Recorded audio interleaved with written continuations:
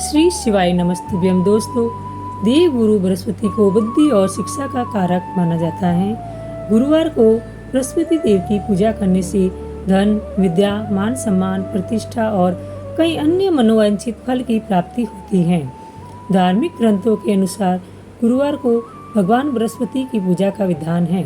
गुरुवार के दिन व्रत और कथा सुनने से घर परिवार में सुख समृद्धि बनी रहती है। गुरुवार व्रत कथा के अनुसार प्राचीन काल की बात है कि किसी राज्य में एक बड़ा प्रतापी और दानी राजा राज करता था। वह हर गुरुवार को व्रत रखकर दीन दुखियों की मदद करके पुण्य प्राप्त करता था। परंतु ये बात उसकी रानी को अच्छी नहीं लगती थी।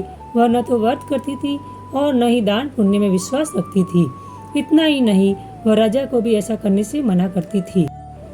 एक समय की बात है, राजा शिकार करने के लिए वन गए। घर पर रानी और दासी थी। उसी समय गुरु बृहस्पति देव साधु का रूप धारण कर राजा के दरवाजे पर भिक्षा मांगने के लिए आए। साधु ने जब रानी से भिक्षा मांगी तो वह कहने लगी, हे साधु महाराज, मैं इस दान और पुण्य से तंग आ गई हूँ। आप कोई ऐसा उपाय बताए जिससे कि सारा धन नष्ट हो जाए और मैं आराम से रह सकूं। इतना सुनकर बृहस्पति देव ने कहा, हे देवी, तुम बड़ी विचित्र हो। संतान और धन से कोई दुखी होता है? अगर अधिक धन है तो इसे शुभ कार्यों में लगाओ। कुंवारी कन्याओं को विवाह कराओ, विद्यालय और बाग बगीचे का निर्माण कराओ, जिससे तुम्हारे दोनों लोग सुधरे। परंतु साधु की इन बातों से रानी को खुशी नहीं हुई। उसने कहा कि मुझे ऐसे धन की आवश्यकता नहीं है जिसे मैं दान दूं और जिसे संभालने में मेरा सारा समय नष्ट हो जाए। साधु ने कहा, अगर तुम्हारी ऐसी इच्छा है तो मैं ऐसा तुम्हें बताता हूँ, तुम वैसा ही करना। गुरुवार के दिन तुम घर को गोबर से लीपना, अपने बालों को पीली मिट्टी से धोना, राजा से हजामत करने को कहना, भोजन में मांस मदिरा का प्रयोग करना, कपड़े धोबी के यहाँ धुलने देना। इस प्रकार 7 बृहस्पतिवार करने से तुम्हारा समस्त धन नष्ट हो जाएगा। इतना कहकर साधु के रूप में बृहस्पति देव अंतर्ध्यान हो गए।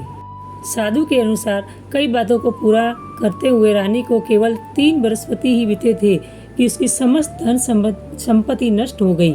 भोजन के लिए राजा का परिवार तरसने लगा। तब एक दिन राजा ने रानी से बोला कि हे रानी, तुम यहीं रहो, मैं दूसरे देश को जाता हूँ, क्योंकि यहाँ पर सभी लोग मुझे जानते हैं, इसलिए मैं कोई छोटा कार्य नहीं कर सकता। ऐसा कहकर राजा दूसरे देश चला गया। वहाँ वह जंगल से लकड़ी काट कर लाता और शहर में बेचता।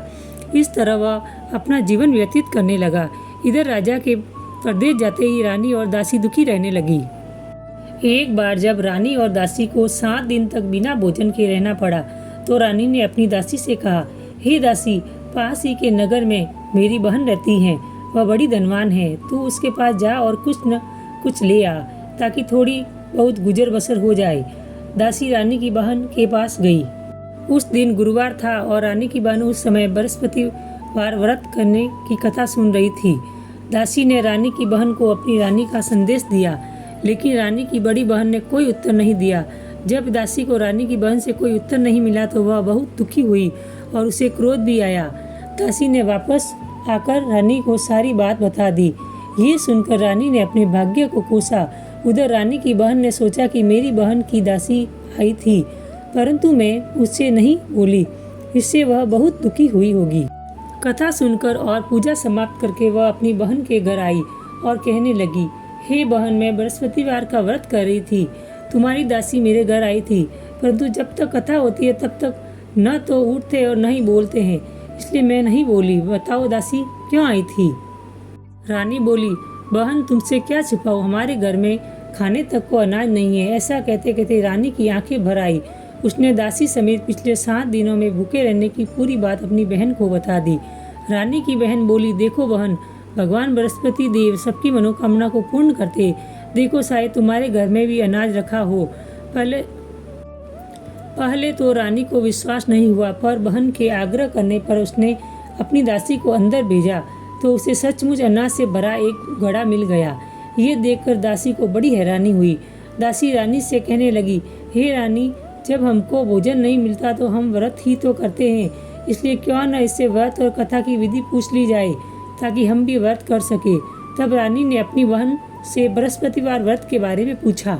उसकी बहन ने बताया, बृहस्पतिवार के व्रत में चने की दाल और मुनक्का केले की जड़ में अर्पित करे तथा दीपक जलाए। व्रत कथा सुने और पीला भोजन ही करे। इससे बृहस्पति देव और भगवान विष्णु प्रसन्न होते हैं। व्रत और पूजा की विधि बताकर रानी की बहन अपने घर लौट आई। 7 दिन के बाद जब गुरुवार आया तो रानी और दासी ने व्रत रखा। वह गुड़साल में जाकर चना और गुड़ लेकर आई। फिर उससे केले की जड़ तथा विष्णु भगवान की पूजा की। अब पीला भोजन की चिंता को लेकर दोनों बहुत दुखी हुई। चूंकि उन्होंने व्रत रखा था इसलिए बृहस्पति देव उनसे प्रसन्न थे।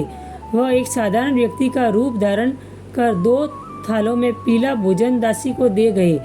भोजन पाकर दासी प्रसन्न हुई और फिर रानी के साथ मिलकर भोजन ग्रहण किया।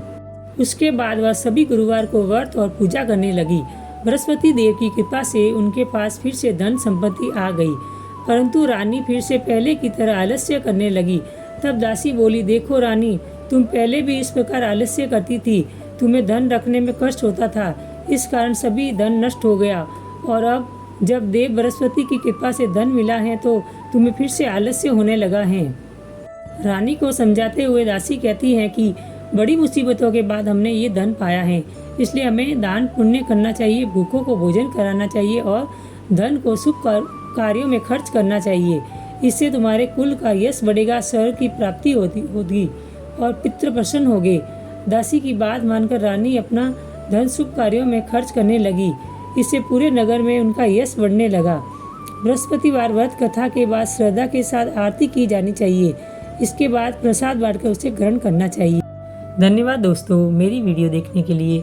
और ऐसे ही वीडियो के लिए मेरे चैनल को लाइक, शेयर और सब्सक्राइब जरूर करें और कमेंट्स में हर हर महादेव जरूर लिखें।